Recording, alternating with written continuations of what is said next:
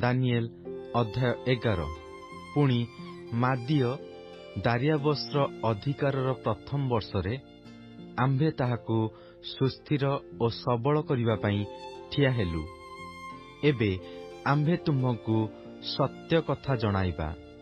ଦେଖ, ପାରସ୍ୟରେ ଆଉ 3 ରାଜା ଉତ୍ପନ୍ନ ହେବେ ଓ ଚତୁର୍ଥ ରାଜା ସେ ସମସ୍ତଙ୍କ ଅପେକ୍ଷା ଅଧିକ ଧନଶାଳୀ ହେବ। ଆଉ ସେ ଆପଣା ଧନରେ ବଳବାନ ହେଲେ ଗ୍ରୀସ୍ ରାଜ୍ୟ ବିରୁଦ୍ଧରେ ସମସ୍ତଙ୍କୁ ଉତ୍ତେଜିତ କରିବ। ତହୁଁ ଏକ ବିକ୍ରମୀ ରାଜା ଉତ୍ପନ୍ନ ହେବ। ସେ ମହାକର୍ତ୍ତୃତ୍ୱରେ ଶାସନ କରିବ ଓ ସ୍ୱଚ୍ଛାନୁସାରେ କର୍ମ କରିବ। ଆଉ ସେ ଉତ୍ପନ୍ନ ହେଲେ ତାହାର ରାଜ୍ୟ ଭଗ୍ନ ହେବ ଓ ଆକାଶର ଚାରିଦିଗରେ ବିଭକ୍ତ ହେବ। ମାତ୍ର ତାହାର ବଂଶ ନିମନ୍ତେ କିଏବା ତାହାର କର୍ତ୍ତୃତ୍ୱାନୁଯାୟୀ ଶାସନ ନିମନ୍ତେ ନୋହିବ। କାରଣ ସେମାନଙ୍କ ନିମନ୍ତେ ନୁହେଁ, ମାତ୍ର ଅନ୍ୟମାନଙ୍କ ନିମନ୍ତେ ତାହାର ରାଜ୍ୟ ଉତ୍ପାଟିତ ହେବ।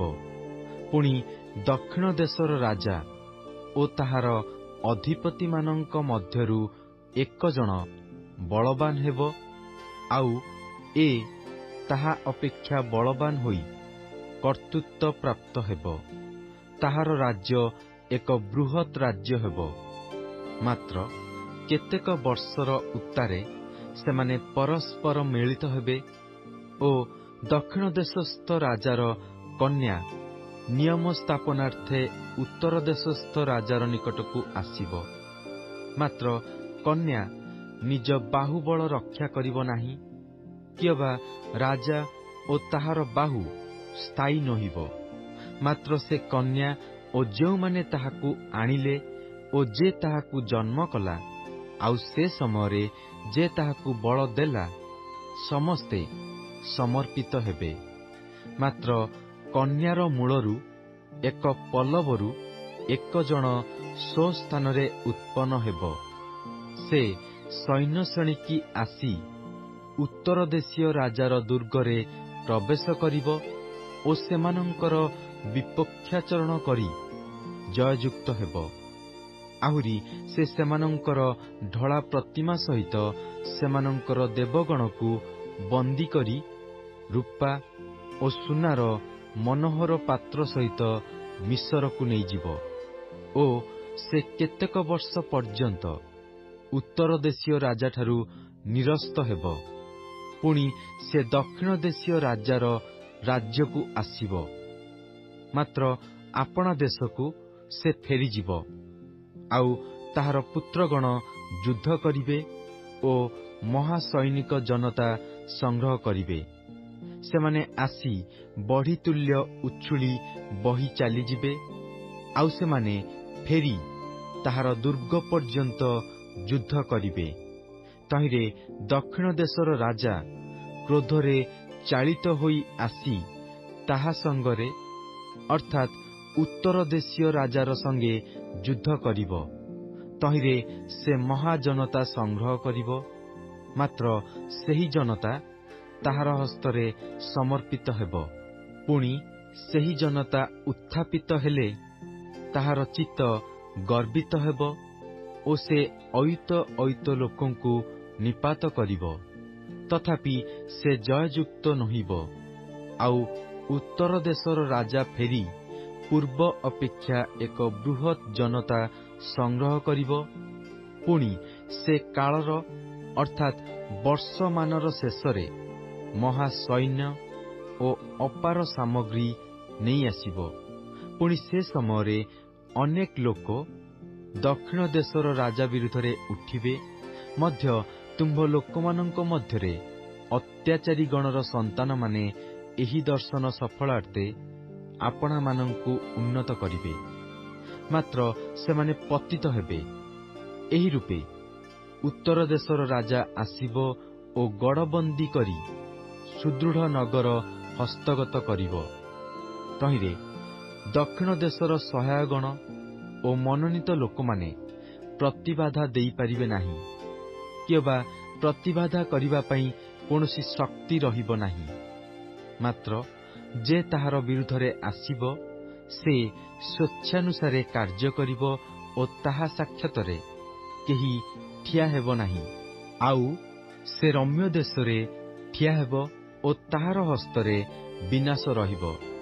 ପୁଣି ସେ ଆପଣା ସମୁଦାୟ ରାଜ୍ୟର ପରାକ୍ରମ ସହିତ ଆସିବା ପାଇଁ ଆପଣା ମନସ୍ଥ କରିବ ଓ ସରଳ ଲୋକମାନେ ତାହା ସଙ୍ଗରେ ଆସିବେ।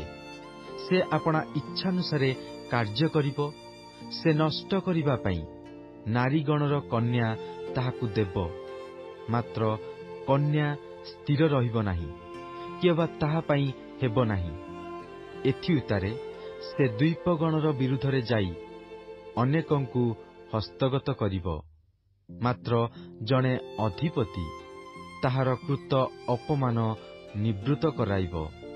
ଆହୁରି ସେ ତାହାର ଅପମାନ ତାହା ଉପରେ ବର୍ତ୍ତାଇବ।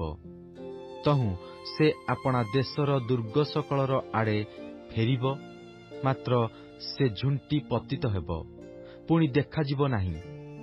ଏଥିଉତ୍ତାରେ ଯେଉଁ ଜନ ତାହାର ପଦ ପ୍ରାପ୍ତ ହେବ, ସେ ରାଜ୍ୟର ଶୋଭାସ୍ଥାନର ମଧ୍ୟ ଦେଇ ଯିବା ପାଇଁ ଜଣେ ପ୍ରଜାପୀଡ଼କକୁ ପ୍ରେରଣ କରିବ, ମାତ୍ର ଅଳ୍ପ ଦିନ ମଧ୍ୟରେ ସେ ବିନଷ୍ଟ ହେବ। ମାତ୍ର କ୍ରୋଧରେ ନୁହେଁ, କିମ୍ବା ଯୁଦ୍ଧରେ ନୁହେଁ। ପୁଣି ଯାହାକୁ ସେମାନେ ରାଜ୍ୟର ସମ୍ମାନ ଦେଇନଥିଲେ, ଏପରି ଜଣେ ତୁଚ୍ଛ ଲୋକ ତାହାର ପଦ ପ୍ରାପ୍ତ ହେବ।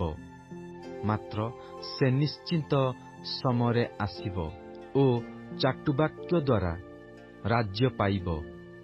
ଆଉ ପ୍ଲାବନ ରୂପ ସୈନ୍ୟଦଳ ଦ୍ୱାରା ସେମାନେ ତାହା ସମ୍ମୁଖରୁ ବହିଯିବେ ଓ ଭଗ୍ନ ହେବେ।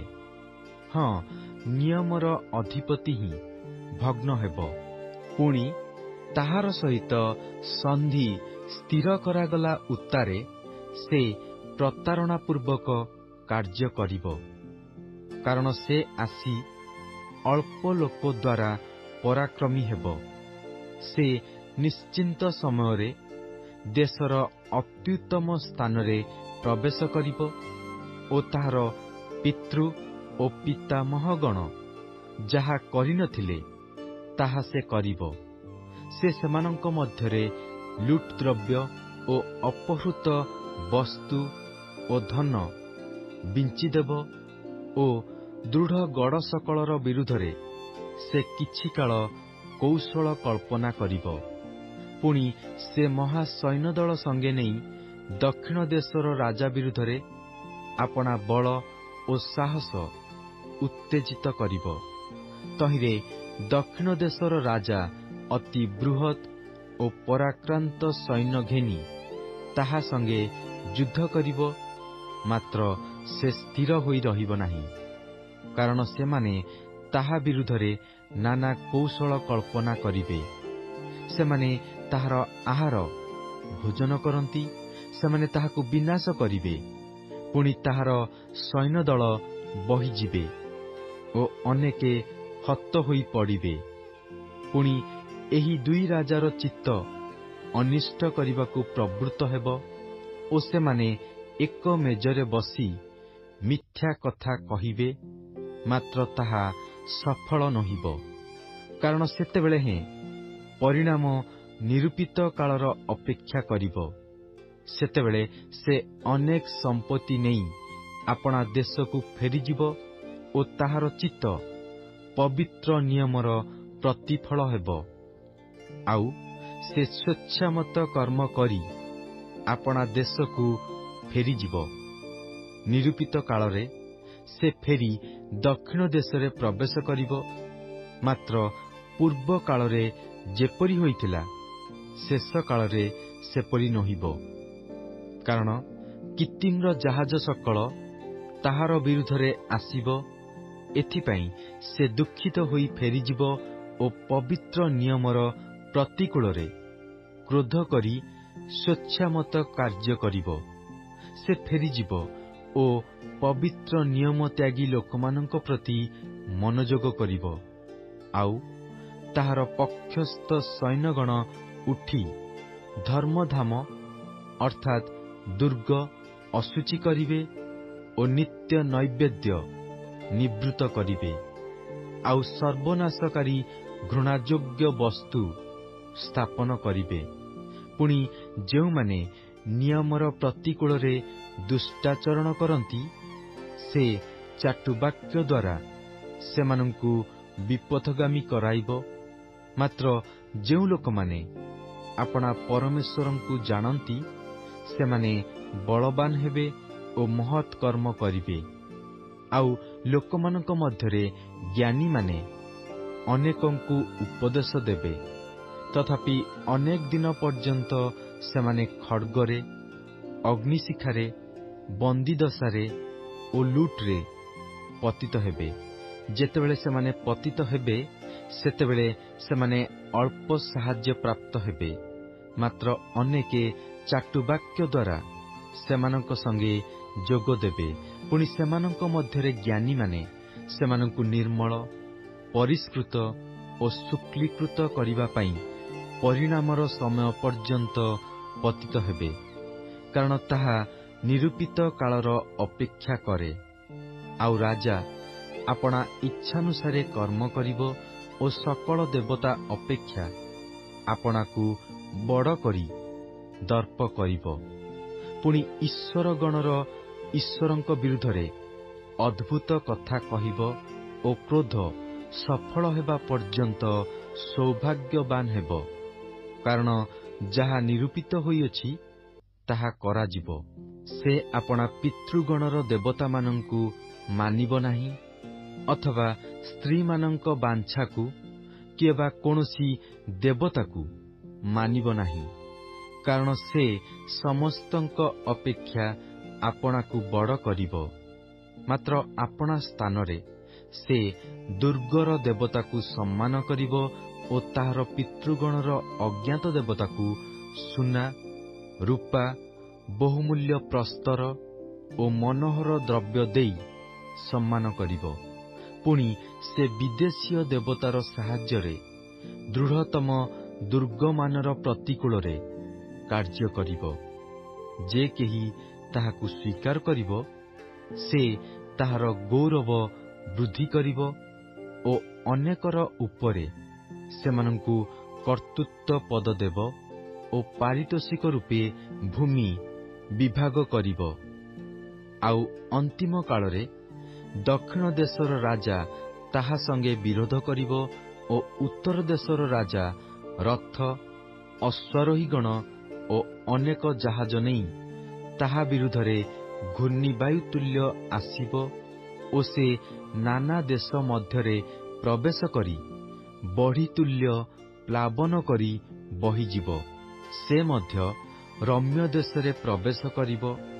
ତହିଁରେ ଅନେକ ଦେଶ ପରାସ୍ତ ହେବ। ମାତ୍ର ଇଦୋମ ଓ ମୋଆବ ଓ ଅମୋନ ସନ୍ତାନଗଣର ଶ୍ରେଷ୍ଠାଂଶ ତାହାର ହସ୍ତରୁ ରକ୍ଷା ପାଇବେ। ଆହୁରି ସେ ନାନା ଦେଶର ଉପରେ ଆପଣା ହସ୍ତ ପ୍ରସାରିବ ଓ ମିଶର ଦେଶ ରକ୍ଷା ପାଇବ ନାହିଁ। ମାତ୍ର ମିଶରର ସୁନା ଓ ରୂପାର ଭଣ୍ଡାର ସକଳ ଓ ବହୁମୂଲ୍ୟ ଦ୍ରବ୍ୟ ସକଳ ତାହାର ହସ୍ତଗତ ହେବ। ଆଉ ଲୁଦିୟ ଓ କୁଶୀୟମାନେ ତାହାର ଅନୁଚର ହେବେ। ମାତ୍ର ପୂର୍ବ ଓ ଉତ୍ତର ଦେଶରୁ ଆଗତ ସମ୍ବାଦ ତାହାକୁ ଉଦ୍ବିଗ୍ନ କରିବ। ତହିଁରେ ସେ ଅନେକଙ୍କୁ ଉଚ୍ଛିନ୍ନ ଓ ସମ୍ପୂର୍ଣ୍ଣ ରୂପେ ବିନାଶ କରିବା ପାଇଁ ମହାକୋପରେ ଯାତ୍ରା କରିବ। ପୁଣି ସେ ସମୁଦ୍ର ଓ ରମ୍ୟ ପବିତ୍ର ପର୍ବତର ମଧ୍ୟରେ ଆପଣା ରାଜକୀୟ ତମ୍ବୁ ସ୍ଥାପନ କରିବ। ତଥାପି ତାହାର ଅନ୍ତିମ କାଳ ଉପସ୍ଥିତ ହେବ, ଆଉ କେହି ତାହାର ସାହାଯ୍ୟ କରିବ ନାହିଁ।